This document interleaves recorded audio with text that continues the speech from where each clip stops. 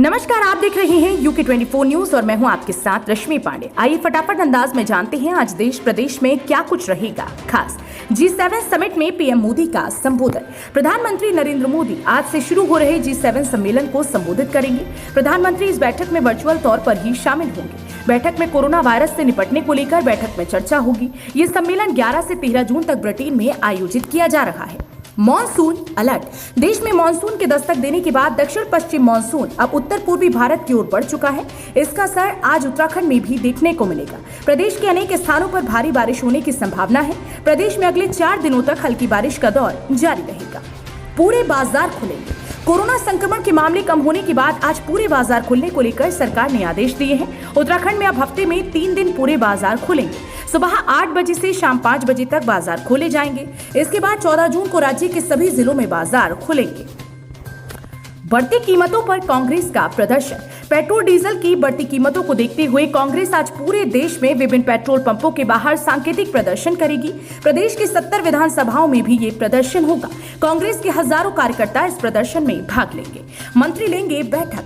पेयजल मंत्री बिशन सिंह चुफाल देहरादून में पेयजल से जुड़ी विभिन्न योजनाओं को लेकर अधिकारियों से बात करेंगे।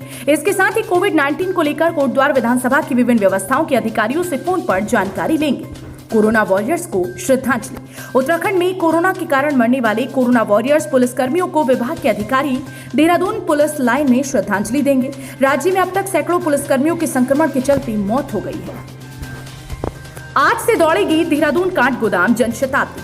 कोरोना संक्रमण के चलते बंद हुई ट्रेनों को दोबारा चलाने की तैयारी है। इसमें देहरादून से चलने वाली देहरादून काठगोदाम जनशताब्दी एक्सप्रेस आज से चलेगी। इसके साथ ही दून कुमाऊं के बीच चलने वाली नैनी दून जनशताब्दी ट्रेन भी आज से चलेगी।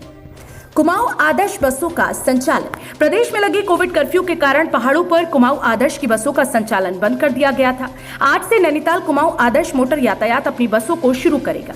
रामनगर से कुमाऊं आदर्श मोटर यातायात की 4 सर्विस चलेंगी। पहली बस सुबह 5:30 बजे मानिला भिक्यासैंड, दूसरी बस 10 बजे सरायखेत से, तीसरी बस 12 बजे नागचूला खाल और चौथी बस दोपहर 1 बजे से मानिला डबरा चलाई जाएगी। ट्रक की चपेट में आने से बाइक सवार व्यक्ति की मौत, 2 मासूम घायल। खबर रुड़की से है। नेशनल हाईवे 73 पर ट्रक की चपेट में आने से बाइक सवार एक व्यक्ति की मौत हो गई, जबकि 2 मासूम गंभीर रूप से घायल हो गए। वहीं आसपास के लोगों ने घायलों को उपचार के लिए अस्पताल भेजा है। घटना के बाद ट्रक चालक मौके से फरार हो गया, जिसके बाद देखते ही देखते घटनास्थल पर सैकड़ों ग्रामीण इकट्ठा हो गए। बेकाबू भीड़ ने शव को सड़क पर रखकर जाम लगा दिया। कुछ गुस्साए ग्रामीणों ने राहगीरों के साथ भी बदसलूकी की। देहरादून आईएमए में कैडेट्स के बीच मारपीट, 10 के खिलाफ अनुशासनात्मक कार्यवाही। खबर देहरादून से है। भारतीय सेना अकादमी ने एक बार फिर से अनुशासनहीनता करने वालों के खिलाफ सख्त संदेश दिया है। मामला 3 मार्च 2021 का है, जब भारतीय सैन्य अकादमी में प्रशिक्षण ले रहे जेंटलमैन कैडेट्स किसी बात को लेकर आपस में लड़ गए थे। इसके बाद कैडेट्स के बीच जमकर हाथापाई भी हुई थी। सूत्र बताते हैं कि इसमें 4 भारतीय और 6 विदेशी कैडेट्स के खिलाफ कठोर कार्यवाही की गई है। 20 जुलाई के बाद फिर नवंबर माह में है शुभ विवाह के मुहूर्त। शासन प्रशासन ने कोरोना संक्रमण के चलते शादी विवाह समारोह में सीमित लोगों के साथ आयोजन करने की अनुमति दे रखी है। बावजूद इसके कोरोना कर्फ्यू के चलते लोगों ने अप्रैल, मई और जून की अधिकांश शादियां टाल दी है। वहीं बीते वर्ष अप्रैल व मई में शादी समारोह नहीं हो पाए थे। उधर जून व जुलाई माह में लगभग 20 लग्न मुहूर्त हैं। इसके बाद 4 महीने के लिए मांगलिक कार्यों पर रोक रहेगी। कथा व्यास पंडित रविशंकर शर्मा ने बताया कि 14 नवंबर देव उठानी 11 से शादियां शुरू हो जाएंगी, लेकिन 15 दिसंबर मलमास के पहले तक सिर्फ 8 मुहूर्त ही हैं। हरियाणा के मॉडल और ठेकेदार दबोची। विकास नगर कोतवाली पुलिस ने हरियाणा के मॉडल और ठेकेदार को स्मैक तस्करी में गिरफ्तार किया है। पुलिस ने दोनों के खिलाफ एनडीपीएस एक्ट में मुकदमा दर्ज किया है। दोनों को जेल भेज दिया गया। युवती से मिलने आए मैकेनिक की बाइक लूटी। बाइक के साथ युवती से मिलने आए यूपी के ठकुद्वारा निवासी मैकेनिक के 3 बाइक सवारों ने बाइक लूट ली और फरार हो गए। पीड़ित की तहरीर पर पुलिस ने अज्ञात बाइक सवारों पर केस दर्ज कर जांच शुरू कर दी है। गदरपुर में आधी रात को 3 दुकानें धधकी, सामान राख। बीती रात्रि अज्ञात कारणों से भड़की आग की चपेट में आकर 3 दुकानें जलकर राख हो गई। अग्निकांड से पीड़ित दुकानदारों को करीब 30 से 35 लाख रुपए का नुकसान हुआ है। देवस्थानम बोर्ड भंग कर पूर्व स्थिति बहाल करे। चारधाम तीर्थ पुरोहित हक हकूकधारी महापंचायत ने मुख्यमंत्री तीरथ सिंह रावत से मिलकर देवस्थानम बोर्ड को भंग करने की मांग की है। सीएम के समक्ष अपना पक्ष रखते हुए तत्काल इस दिशा में ठोस कार्यवाही की मांग की गई। तत्काल पूर्व की स्थिति बहाल करने की मांग की गई है। आक्रोशित रोडवेज कर्मी डिपो कार्यालय में गरजे। खबर अल्मोड़ा से है।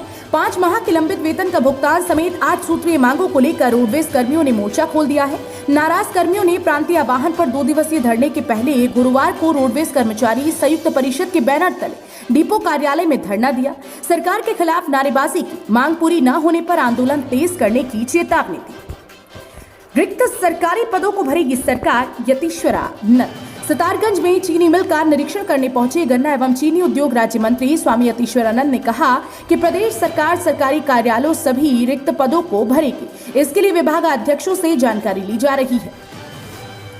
झरने से गिरकर भाई बहन की मौत। खबर पौड़ी से है।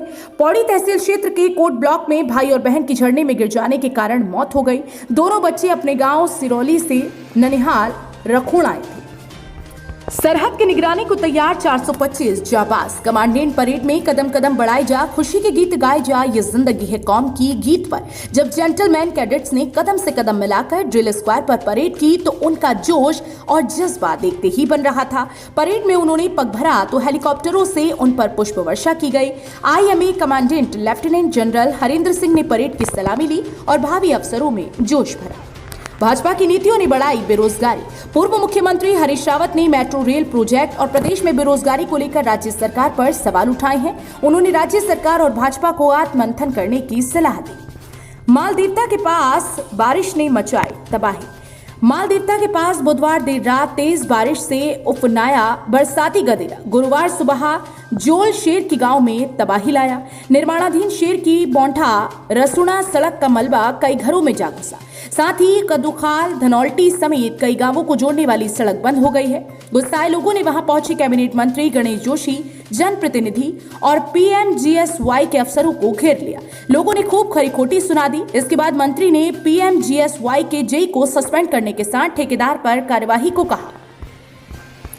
5 साल तक का बच्चा है तो बिना पंजीकरण महिलाएं टीके लगवाएं। जिला प्रशासन ने कोरोना की संभावित तीसरी लहर के दौरान बच्चों पर खतरे की आशंका को देख तैयारी शुरू कर दी है।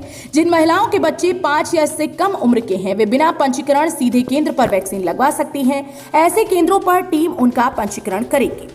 चंडीगढ़ हिमाचल को अगले हफ्ते से चल सकती हैं बसें। चंडीगढ़ और हिमाचल के लिए अगले सप्ताह से रोडवेज बसों का संचालन शुरू हो सकता है। रोडवेज के अफसरों के मुताबिक हिमाचल सरकार 14 जून को अंतर्राज्यीय परिवहन से रोक हटा सकती है, जबकि यूपी सरकार 14 जून को लॉकडाउन पर फैसला लेगी। यदि यूपी भी अंतर्राज्यीय परिवहन से पाबंदी हटाता है तो दिल्ली और गुरुग्राम समेत कई शहरों के लिए बसें चल सकेंगी। कार बेचने की पोस्ट डालकर 1 लाख रुपए ठगी। सोशल साइट फेसबुक पर कार बेचने की पोस्ट डालकर शातिर ने 1,08,000 रुपए ठग ली। तहरीर पर रायपुर थाना पुलिस ने मुकदमा दर्ज कर जांच शुरू कर दी है। गुलदार के हमले से गुस्साए ग्रामीण। पोखड़ा ब्लॉक में गुलदार एक बार फिर से सक्रिय हो गया है। डबरा गांव में दिन दहाड़ी महिला पर हमला कर उसे मारने के बाद डबरा सहित अन्य आसपास के गांवों में लोगों में गुलदार की दहशत बन गई है। गुलदार ने घर के पास ही खेत में काम कर रही गोदाम्बरी देवी को निवाला बना दिया। घटना से आक्रोशित ग्रामीणों ने मांग रखी है कि जब तक गुलदार को शूट करने के आदेश नहीं मिलते तब तक शव को नहीं उठाने दिया जाएगा। DFO ने इस संबंध में पत्र भी भेज दिया है। वहीं पोखड़ा की घटना पर संज्ञान लेते हुए मुख्य वन संरक्षक गढ़वाल सुशांत कुमार पटनायक ने भी अफसरों को दिशा निर्देश दिए। STH में 49 दिन बाद आज से शुरू होगी OPD। STH में सामान्य मरीजों के लिए OPD शुक्रवार यानी आज से शुरू हो रही है। 49 दिन के बाद अस्पताल में यह सेवा बहाल की जा रही है। सभी विभागों में डॉक्टर मरीजों को देखेंगे। इसके साथ ही जांचें भी शुरू हो जाएंगी। अस्पताल प्रशासन ने सभी तैयारियां पूरी कर ली है। इससे पहाड़ के मरीजों को राहत मिलेगी। यूपी के प्रतिबंधों से उत्तराखंड के यात्री परेशान। उत्तर प्रदेश द्वारा करीब 40 दिन से लगाए गए प्रतिबंध अब उत्तराखंड परिवहन निगम और यहां के यात्रियों के लिए जी का जंजाल बन गए हैं। स्कूल में किया प्रदर्शन ही तय करेगा 10वीं बोर्ड का परिणाम। सीबीएसई 10वीं की परीक्षा रद्द होने से परीक्षार्थियों को नंबर स्कूल के बीते वर्षों के प्रदर्शन के आधार पर दिए जाएंगे। बोर्ड ने अंक निर्धारण के लिए दिशा निर्देश जारी करते हुए स्कूल संचालकों को परीक्षा परिणाम बनाने को निर्देशित किया। लॉकडाउन में गांवों को लौटे 45% प्रवासी कर्ज के बोझ में दब गए। लॉकडाउन में गांव लौटे 45% प्रवासी कर्ज के बोझ तले दब गए हैं। 15% प्रवासी तो दोस्तों और रिश्तेदारों से लिया कर्ज लौटाने की स्थिति में नहीं है। कई परिवारों के बच्चों की पढ़ाई बीच में ही रुक गई है। कुछ की ऑनलाइन क्लास चल रही है, मगर कई बच्चे ऐसे हैं जिन्हें ऑनलाइन क्लास समझ में नहीं आ रही। सरकार से भी केवल कुछ लोगों को ही मुफ्त राशन की मदद मिल पाई है। प्रवासियों की यह पीड़ा भवाली के कुछ युवाओं के समूह की ओर से कराए जा रहे सर्वे में सामने आई। लड़कियों को मोबाइल देना सही नहीं। अलीगढ़ में उत्तर प्रदेश राज्य महिला आयोग की सदस्य मीना कुमारी ने लोक निर्माण अतिथि गृह में महिला उत्पीड़न संबंधी शिकायतों को सुनने के दौरान मीडिया के समक्ष लड़कियों को लेकर विवादित बयान दे डाला। उन्होंने लगातार लड़कियों के साथ हो रही घटनाओं का जिम्मेदार लड़कियों का मोबाइल पर बात करना और लड़कियों की मां व परिवार को ठहरा दिया है। घर के बाहर गोली मारकर अधिवक्ता की हत्या। रुड़की में बुधवार रात अधिवक्ता की घर के बाहर गोली मारकर हत्या कर दी गई। गुरुवार को दोपहर बाद पोस्टमार्टम के बाद शव परिजनों के सुपुर्द कर दिया गया। मृतक के भाई की तहरीर पर मृतक की पहली पत्नी समेत 4 लोगों के खिलाफ हत्या का मुकदमा दर्ज किया गया है।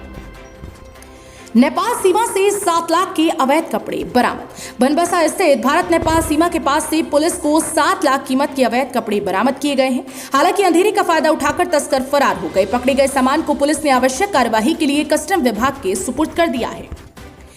पिथौरागढ़ चंपावत में बारिश से बेहाल रहे लोग। प्रदेश में भी प्री मानसून की बारिश की दस्तक के साथ सीमांत में जमकर बारिश हुई, जिससे कई क्षेत्रों में व्यापक नुकसान हुआ है। झूलाघाट में 9 घरों में बारिश के पानी के साथ मलबा घुस गया। बैरीनाग नगर में 10 से अधिक दुकानों में बारिश के बाद उफनाई नालियों का पानी भर जाने से व्यापारियों को लाखों का नुकसान हो गया। हरबर्टपुर बाजार में कार ने बुजुर्ग को कुचला। कोतवाली क्षेत्र के अंतर्गत हरबर्टपुर बाजार में देहरादून रोड पर एक कार ने बुजुर्ग को कुचल दिया। हादसे में बुजुर्ग की मौत हो गई है, जबकि चालक फरार हो गया। गैंगस्टर के साथी से एसओजी ने बरामद की 315 बोर की राइफल। विगत दिनों भदईपुरा से गिरफ्तार किए गए गैंगस्टर योगेश चंद्र से हथियार बरामद करने के बाद एसओजी की टीम ने गैंगस्टर के बेहद करीबी युवक को एक राइफल के साथ गिरफ्तार कर लिया है। इसी तरह की कुछ और खबरों से खुद को रखने के लिए अपडेट तुरंत सब्सक्राइब करें आपका अपना YouTube चैनल UK24 न्यूज।